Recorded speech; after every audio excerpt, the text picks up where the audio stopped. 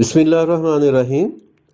روزہ افطار کرنے کے بعد کی دعا، یعنی اس سے پہلے ہم نے روزہ افطار کرنے کی دعا بتائی تھی آپ کو، اور اس کے بعد یہ ہے کہ جب آپ نے روزہ افطار کر لیا تو پھر آپ نے کون سی دعا مانگنی ہے، تو وہ یہ دعا ہے: ذہب الظمأ وابتلت العروق وثبت الاجر انشاءاللہ۔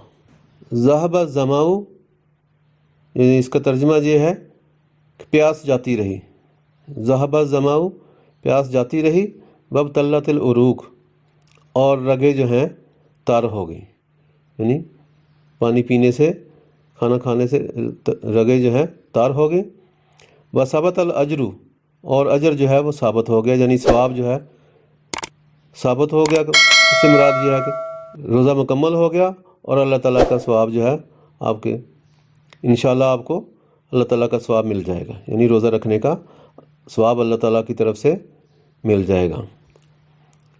ایک بار پھر پڑھ لیجئے: ذہب الظمأ وابتلت العروق وثبت الاجر انشاءاللہ۔ پیاس جاتی رہی اور رگیں تار ہو گئیں اور ثواب ثابت ہو گیا انشاءاللہ۔ انگلش میں اس کی ٹرانسلیشن ہے: تھرسٹ ہیز گون، یعنی پیاس جاتی رہی، پیاس چلی گئی، دی وینز آر موئسٹ، رگیں تار ہو گئی، and the reward is assured if Allah whales, اور اگر اللہ چاہے گا تو آپ کا ثواب جو ہے اس کا پکا ہو گیا۔ تو آگے چلتے ہیں۔ آج کے اوقات جو ہے 3 رمضان المبارک جو ہے، یہ 3 رمضان المبارک کے اوقات ہیں، تو اس میں انتہائی سحر جو ہے 5:10 ہے، اور افطار جو ہے وقت افطار شام کو 6:10 ہے۔ تو اس میں احتیاطاً صبح کو 1 منٹ کی اور شام کو 1 منٹ کی تاخیر کر لینی چاہیے۔ صبح کو جلدی 1 منٹ پہلے بند کریں اور شام کو 1 منٹ لیٹ کریں تاکہ کوئی ثواب ضائع نہ ہو۔ کھانا مکمل کر لیں، اور یہ یاد رکھیں کہ اذان جو ہے وہ صبح کو ہوتی ہے، سحری جو ہے وہ رات کے حصے میں آتی ہے، یہ چیز کو لازمی خیال کریں۔ اور یہ بات یاد رکھیں ہمیشہ کہ اذان ہوتے ہوئے کھانا بالکل نہیں کھانا ہے۔ اس چیز کو آپ نے ہمیشہ ذہن میں رکھنا ہے کہ سحری جو ہے وہ رات کے حصے میں آتی ہے اور اذان جو ہے وہ صبح کے حصے میں ہوتی ہے۔ اس چیز کا فرق آپ ہمیشہ یاد رکھیں۔ کبھی بھی اذان شروع ہونے سے پہلے کھانا کھا لیں اور اذان کے دوران 1 لقمہ بھی نہ کھائیں۔ تو یہ واضح فرق ہے، اذان جو ہے وہ صبح کے حصے میں ہوتی ہے۔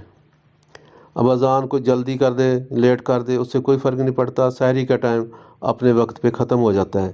اور یہ بھی ضروری نہیں ہے کہ کوئی آدمی اگر اعلان نہیں کر سکا تو آپ کھاتے رہیں گے یا کوئی کہے گا، کیونکہ آج کے دور میں گھڑی کا ٹائم ہے، گھڑیوں کا دور ہے، ہر کام چونکہ وقت کے لحاظ سے ہوتا ہے، اس لیے آپ لوگ احتیاطاً گھڑی دیکھ کر، اپنا ٹائم دیکھ کر اس کو کھانا کھانا بند کر دیں۔ اذان والا بھی کھانا کھا رہا ہوتا ہے، یا وہ بھی کبھی تو جلدی آ جاتا ہے، کبھی لیٹ ہو جاتا ہے، کسی وجہ سے بھی کوئی بھی پرابلم ہو جاتا ہے، تو اس کا مطلب یہ نہیں ہے کہ اذان جب 5 منٹ اگر کسی وجہ سے لیٹ ہوگی تو روزہ بھی لیٹ ہو جائے، ایسے نہیں، تو بالکل احتیاط کریں۔ امید ہے آپ کو ہماری آج کی ویڈیو پسند آئی ہوگی، تو اس کو لائک کریں، دوستوں کے ساتھ شیئر کریں اور ہمارے چینل کو سبسکرائب کریں، اور اچھی بات شیئر کرنا صدقہ جاریہ ہے۔ اور مزید اچھی ویڈیو دیکھنے کے لیے گھنٹی کا بٹن دبانا نہ بھولیں۔